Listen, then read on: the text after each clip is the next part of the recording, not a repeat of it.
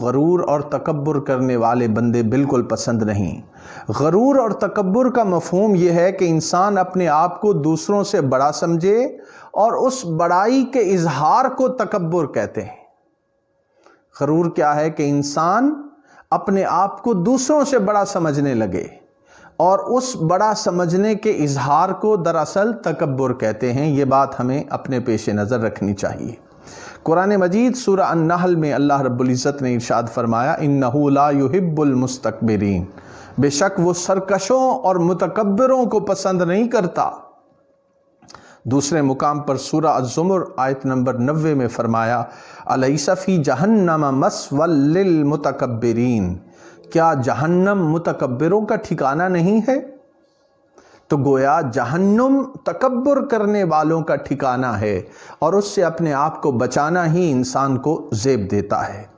حدیث قدسی یہاں پہ میں آپ کی خدمت میں عرض کرنا چاہوں گا، جس میں اللہ رب العزت نے کبریائی اور عظمت کو اپنی ذات کے ساتھ خاص فرمایا ہے، اور انتہائی اہم فرمان ہے حدیث قدسی میں، جسے سنن ابی داؤد کتاب اللباس اس کے اندر بیان کیا گیا ہے۔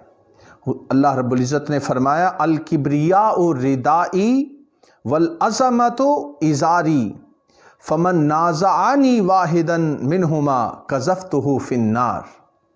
اللہ رب العزت فرما رہے ہیں کہ کبریائی میری چادر ہے اور عظمت میرا لباس ہے، جس نے ان دونوں میں سے کوئی چیز مجھ سے چھیننا چاہی میں اسے جہنم میں ڈال دوں گا۔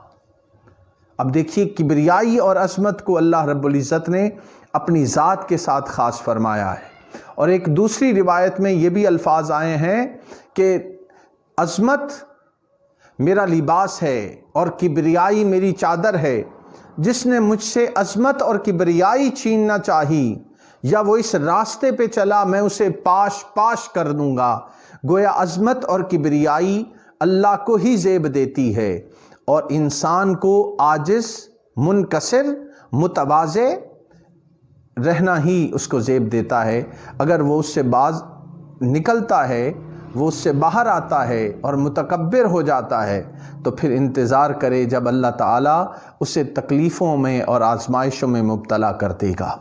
یہاں پر سورہ منافقون کی آیت نمبر 5 میں آپ کی خدمت میں عرض کرنا چاہوں گا۔ اللہ رب العزت نے ارشاد فرمایا لووا رؤوسہم ورأیتہم یصدون وہم مستکبرون، کہ متکبر لوگوں کی پہچان کیا ہے؟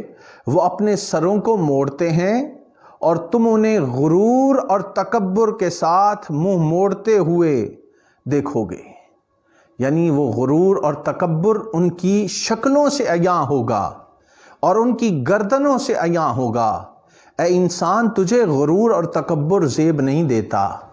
غرور، تکبر انسان کے لیے بہت ہی نقصان دہ چیز ہے۔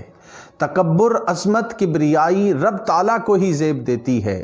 انسان کا اسی میں بھلا ہے کہ وہ عاجزی اور انکساری کو اپنائے، اور اسی میں اس کی عزت ہے۔ اگر انسان عاجز اور منکسر بن جائے اور اللہ اور اس کے رسول کے سامنے سر تسلیم خم کر دے، تو پھر اللہ تعالیٰ انسان کو اور اہل ایمان کو عزتوں سے نوازتا ہے۔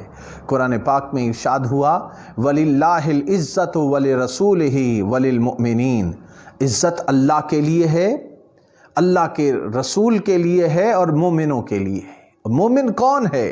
جو اپنے آپ کو اللہ اور اس کے رسول کے سامنے جھکا دے، جو اپنے آپ کو اللہ اور اس کے رسول کے احکامات کے سامنے وہ اپنے آپ کو سر تسلیم خم کر دے، یہ مومن کی پہچان ہے۔